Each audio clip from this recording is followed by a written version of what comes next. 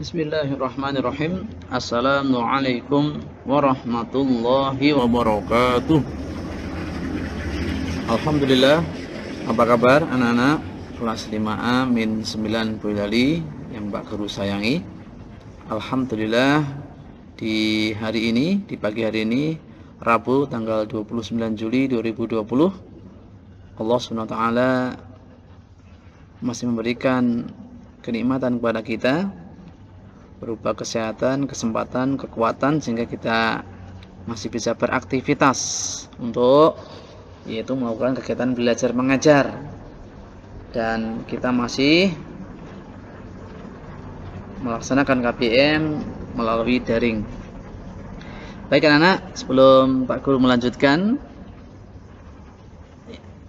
materi kita pada pagi hari ini, yaitu mata pelajaran fikih tentang zakat fitrah, Pak Guru harap kalian semuanya sudah mengamali dengan kegiatan-kegiatan rutin kalian yang Pak Guru sampaikan di awal pertemuan yang lalu. Jadi Pak Guru harap kalian sudah melaksanakan sholat duha, sudah membaca Al-Quran, atau membaca Iqra atau Juz Amma, ya. Semuanya itu saya harap kalian selalu laksanakan dengan baik, dengan rutin, ya, dengan istiqomah. Baik anak-anak, pertemuan yang lalu kita sudah membahas tentang pengertian zakat, ya, dan juga macam zakat. Jadi secara singkat, masih ingatkah kalian tentang zakat? Zakat itu dari segi bahasa ada 3 pengertian, kemarin sudah kita sampaikan. Yang pertama bisa berarti tumbuh, yang kedua artinya baik, yang ketiga suci, gitu ya. Kemudian secara istilah, ya, setelah istilah syara, maksudnya secara istilah menurut agama Islam, bahwa yang namanya zakat adalah suatu bentuk ibadah kepada Allah Subhanahu wa taala. Dengan cara apa? Yaitu mengeluarkan sebagian hartanya, dan hukumnya pun wajib untuk dikeluarkan sesuai dengan ketentuannya, yang kemudian setelah diambil, disalurkan, diberikan kepada golongan tertentu yang juga berhak menerimanya. Itu yang dimaksud dengan zakat. Kemudian macamnya sudah kita sampaikan, ada zakat fitrah, ya, ada zakat mal kemarin. Akan tapi pada pertemuan kali ini kita membahas tentang zakat fitrah. Akan menuju ke materi kita, yaitu zakat fitrah dan macamnya. Maka Pak Guru harap kalian juga menyiapkan buku LKS Al-Ikhlas kalian kelas 5, yaitu kalian bisa membuka, yaitu halaman 100, ya, halaman 100 yang B, itu membahas tentang zakat fitrah dan macamnya. Yang pertama adalah pengertian zakat fitrah. Anak-anak sudah tidak asing lagi, ya, bahwa zakat fitrah, atau ada yang mengatakan juga zakat fitri, sama, ya, zakat fitri atau zakat fitrah adalah zakat yang wajib, ya. Ini pengertiannya, zakat yang wajib dikeluarkan umat Islam. Jadi kalau dia Islam, kemudian laki-laki atau juga perempuan, atau besar, kecil, merdeka, budak, kalau zaman dahulu, ya, sekarang sudah tidak ada. Sekarang merdeka, kita tidak ada sistem perbudakan, ya, tua muda. Nah, pada akhir bulan Ramadan sampai menjelang Idul Fitri, itu wajib mengeluarkan apa? Zakat fitrah yang berupa makanan pokok. Nah, jadi singkatnya, zakat fitrah adalah zakat yang wajib dikeluarkan umat Islam secara umum, ya, baik laki-laki, perempuan, besar, kecil, nah, dia merdeka atau budak, tua atau muda, pada akhir bulan Ramadan sampai menjelang Idul Fitri. Nah, maksudnya menjelang melaksanakan sholat Idul Fitri. Kemudian yang dikeluarkan berupa makanan pokok. Berapa ukurannya?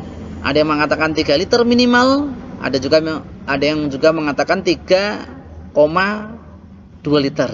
Artinya 3 liter itu sudah minimal, insya Allah sudah masuk ukuran. Tapi kalau dilebihkan sedikit lebih bagus.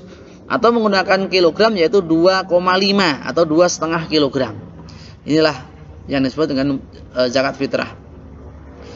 Di sini Pak Guru gambarkan makanan pokok, ya. Jadi kalau ini kurma, karena zaman Nabi dahulu, ya, pada zaman Nabi, para sahabat, orang-orang Arab dahulu, makanan pokoknya adalah kurma. Nah, maka yang betul adalah berupa makanan pokok sesuai daerah masing-masing. Karena kita tinggal di Indonesia, maka makanan pokok kita adalah beras, ya, bukan kurma lagi.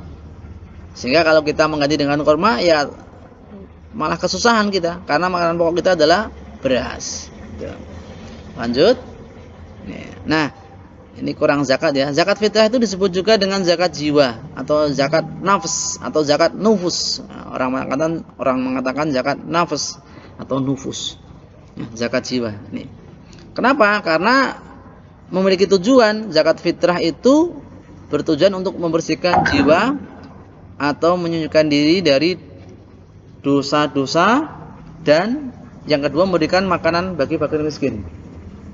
Nah, jadi zakat fitrah itu punya dua fungsi. Yang pertama, membersihkan orang dari dosa-dosanya. Ini terutama ketika berpuasa, ya, ketika berpuasa mungkin berkata yang tidak baik, berkata kotor, maka insya Allah dengan zakat bisa dibersihkan. Yang kedua, memberikan makan bagi fakir miskin. Hukumnya apa? Yang kedua, sekarang kita membahas tentang hukum mengeluarkan zakat fitrah. Nah, ini secara umum adalah wajib ain atau fardu ain. Artinya fardu ain atau wajib ain itu adalah apa, anak-anak? Kalian masih ingat di waktu di kelas 3 mungkin? Ya. Wajib ain. Jadi wajib bagi setiap muslim, karena ada fardu kifayah.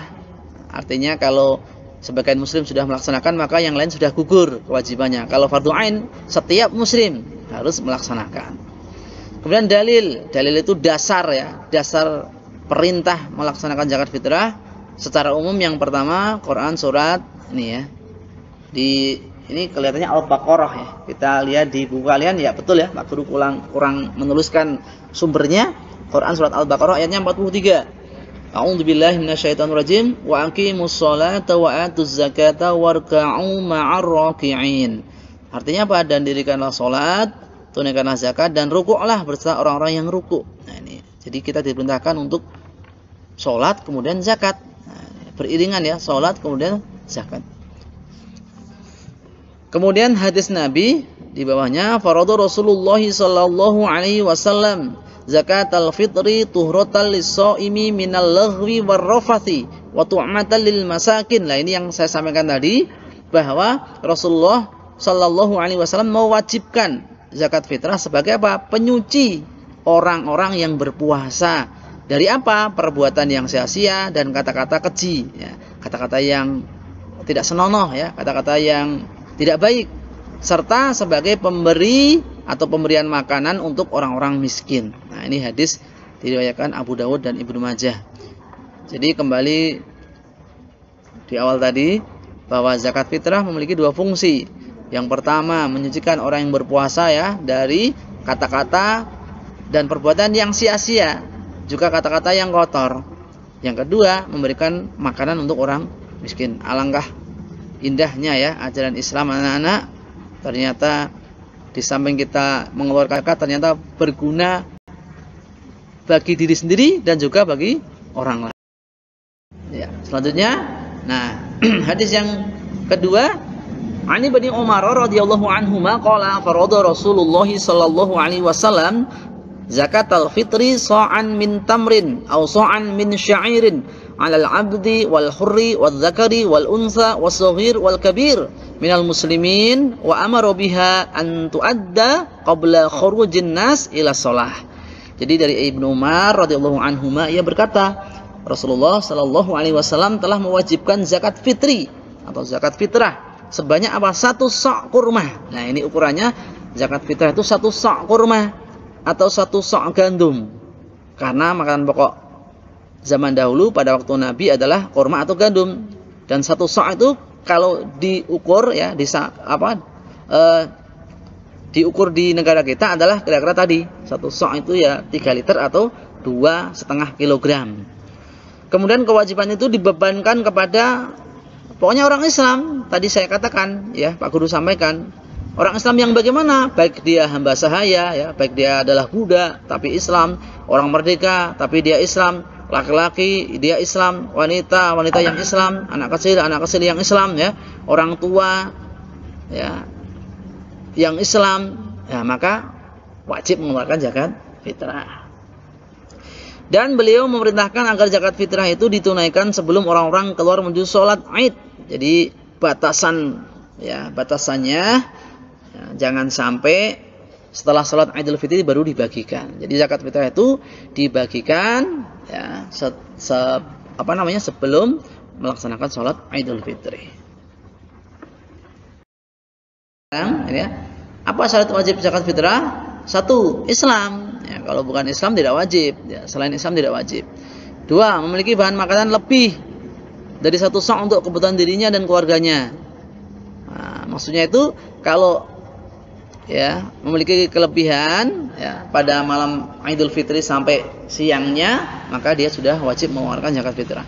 Yang ketiga, telah masuk waktu wajibnya pemberian zakat, yaitu apa? Ketika terbenam matahari di akhir bulan Ramadan ya, di hari puasa akhir, maksudnya di hari terakhir bulan Ramadan menjelang 1 Syawal. Jadi sudah menjelang maghrib itu ya, itu sudah waktunya membayarkan zakat fitrah. Selanjutnya rukun itu sesuatu yang harus ada di dalam melakukan sebuah ibadah. Kalau tidak ada salah satu maka tidak sah ya, makanya rukun. Yang pertama niat mengeluarkan harus ikhlas ya. Ikhlas itu apa? Melakukan ibadah hanya mengharapkan ridha Allah, hanya mengharapkan pahala dari Allah, bukan karena biar dipuji, bukan karena malu dan sebagainya ya. Yang kedua, ada pemberi zakat, namanya muzaki ya anak-anak. Muzaki itu orang yang mengeluarkan zakat atau yang memberikan zakat. Syaratnya apa muzaki itu? Ya Islam. Yang kedua tadi punya kelebihan bahan makanan untuk diri dan keluarganya dia pada hari raya Idul Fitri. Yang ketiga, ada penerima zakat fitrah, namanya mustahik. Ingat, muzaki orang yang memberikan zakat, mustahik orang yang menerima zakat. Yang berikutnya, yang keempat, terdapat makanan pokok yang dizakatkan. Nah, maka ini menurut jumhur ulama, jumhur itu adalah mayoritas, sebagian besar ulama bersepakat bahwa zakat fitrah ya berupa makanan pokok ya. Jadi anak-anak kalau bisa Bapak Ibu diberikan pengertian, kalau bisa berupa makanan pokok, yaitu beras.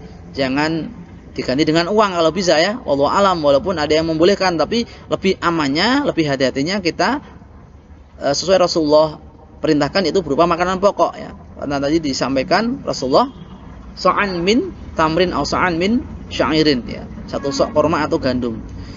Kemudian yang berikutnya, besar zakat fitrah atau ukurannya itu harus sesuai dengan syariat agama Islam.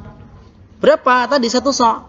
Sama-sama mengeluarkan di akhir bulan Ramadan, tapi kalau kurang dari 1 sok ya tidak sah. Nah, maka mengeluarkan zakat fitrah itu harus sesuai dengan ukuran yang sudah ditentukan, yaitu 1 sok.